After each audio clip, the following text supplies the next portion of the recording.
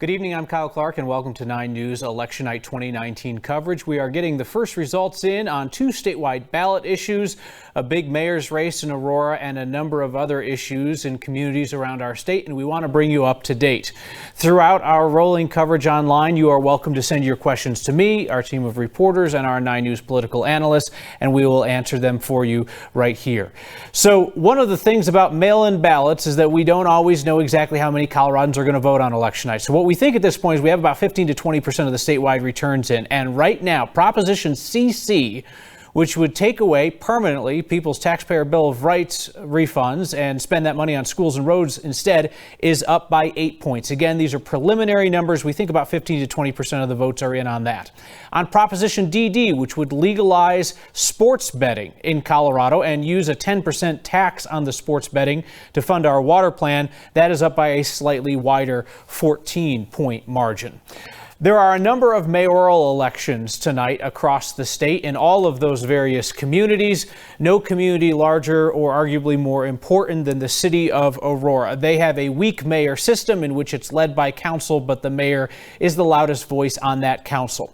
There are your 3 frontrunners going into tonight. Republican former Congressman Mike Kaufman, Democrat Omar Montgomery, and Ryan Frazier, a Republican turned independent.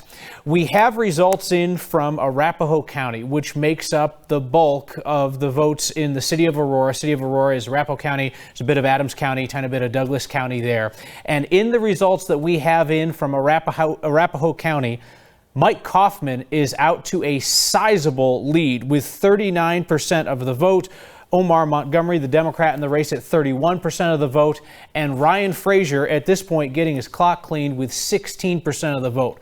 My colleague Marshall Zellinger, an Aurora native, is back in his hometown tonight taking a look at this race. Marshall. Well, I think we're just going to take you back to my childhood home. We can just walk up no. Okay, so we're waiting for a bulk of the results still for the Aurora mayor's race. We're here inside City Hall behind us. Local Aurora Channel 8 in the distance is doing their election night broadcast. We're here because we're expecting the candidates to filter through here to do some interviews with Aurora Channel 8, and then we'll get a chance to talk with them. We were told that Mike Kaufman would be here around now. Omar Montgomery, I was told around now. Also, Ryan Frazier said he'd be here probably around 8, but given these results, at least from Arapahoe County, I don't know if that's going to happen. We're still waiting for Adams County. That's where the next bulk of Aurora voters live when we're not taking into account Arapahoe County, because we've got Arapahoe, Adams, and a little bit of Douglas County that make up Aurora. So we still need to see that Adams County vote to know where we stand with Mike Kaufman and Omar Montgomery. I happen to have next to me the current Aurora mayor, Bob Laguerre.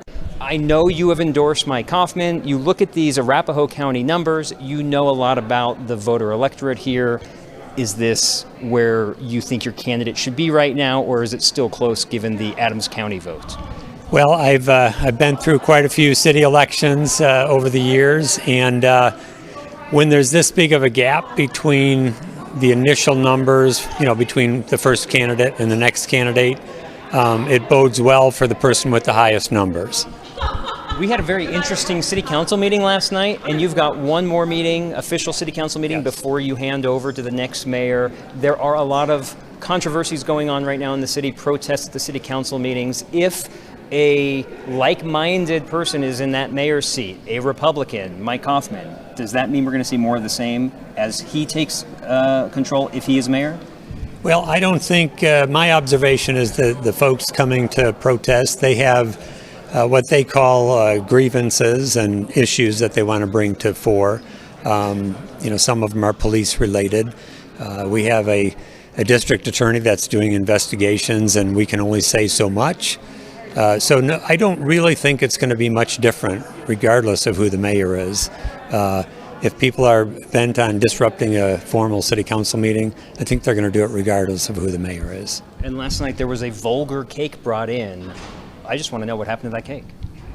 They took it home with them. I heard they gave it and they took it away. So that's what I was told. Well, even though we're online right now, we won't repeat what was on that cake and what was being shouted at you. Again, one more official city council meeting before Mayor Bob Laguerre leaves. And actually, you're leaving early tonight. You're going where? Aurora Sister Cities is taking a delegation to Japan, and I'm leading that delegation. Kyle, that's official. We're in the wrong business because the day after election, we're cleaning up the election mess. The mayor of Aurora is hopping on a plane to Japan. I'm going to hit refresh because apparently that's my favorite button on this laptop right now, hitting refresh to try to get an update on the Aurora mayor's race. So until I get new numbers, I'm going to send it back to you, Kyle. I don't know, Marshall. It kind of seems like a mixed bag. He does get to go on that trip, but he also had an expletive-covered cake dedicated to him at a recent city council meeting. So it's pros and cons is what it seems like to me. Pros and cons. All right, Marshall, thank you very much.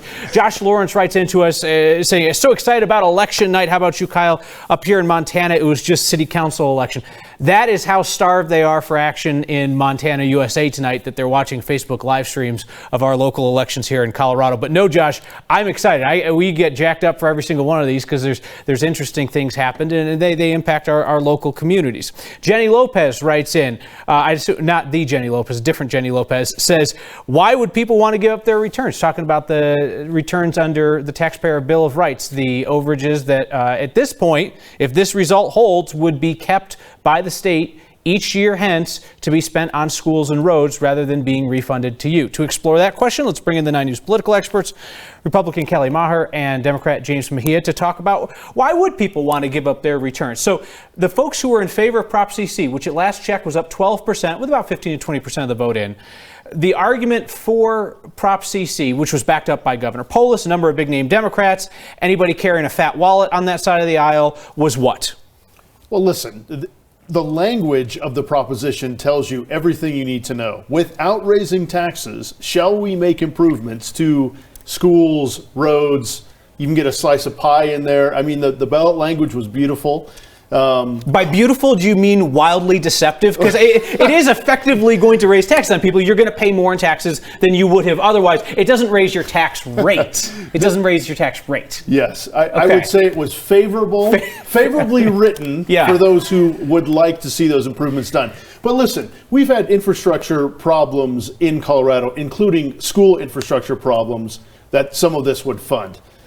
I think Coloradans are looking at that. They want to see those problems addressed. This is a way to do it, and frankly, will be a bellwether for whether or not Tabor is repealed altogether in next legislative session. See, Kelly, that's what I want to talk to you about. Democrats don't just want to chip away the Taxpayer Bill of Rights. They have said that they'd like to see us get rid of it altogether. Right. How soon?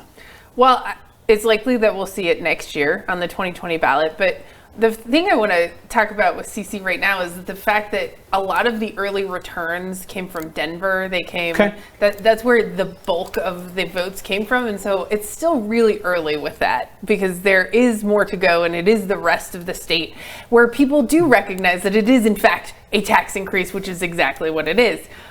I don't know that anybody thought that it was going to win by 12 points, even though it was so well financed. Coloradans typically are very averse to tax increases unless they're being put on, sin taxes, vices, things like that. So we'll be watching that result on CC to see if it holds through the rest of the evening. But even if it passes by 54%, that means that they were winning 3.5 to 4 Republicans out of 10. And that tells me that even though we had a very robust and very good campaign against CC, we had Michael Fields and we had Jesse Mallory and AFP and Colorado Rising all out campaigning against it, and John Caldera with the Independence Institute, that the campaign just didn't get enough Republicans, because you have to get quite a few Republicans in order to pass this in this year with this turnout. You told me earlier tonight, James, you were watching the Denver School Board. Yes. And at this point, in early returns, you have 3 candidates backed by the teachers union who all lead by varying margins over so-called reformers. What could that mean long-term for DPS? Well, listen, this would be the first time in almost 20 years that a Denver school board was in the hands of a non-reform, quote-unquote, school board. That's significant. There are implications with regard to where you put your budget, whether you're stressing charter schools and school choice, whether you're looking at neighborhood schools, and frankly, who the superintendent is. Now, I would say in this case is unique because Susana Cordova has been a teacher. She has been a principal. She's in very good position to weather any kind of change on the board, because she has a depth of knowledge there that can't be understated. Final 30 seconds to you, Kelly. Mike Kaufman positioned as it stands now to become the mayor of Aurora, filling out his bingo card of government positions. What does the return of Mike Kaufman mean? The return of Mike Kaufman means that he's a guy who gets into the field and meets with the people and shakes their hand and goes to all the meetings. And so I think that could be good for Aurora.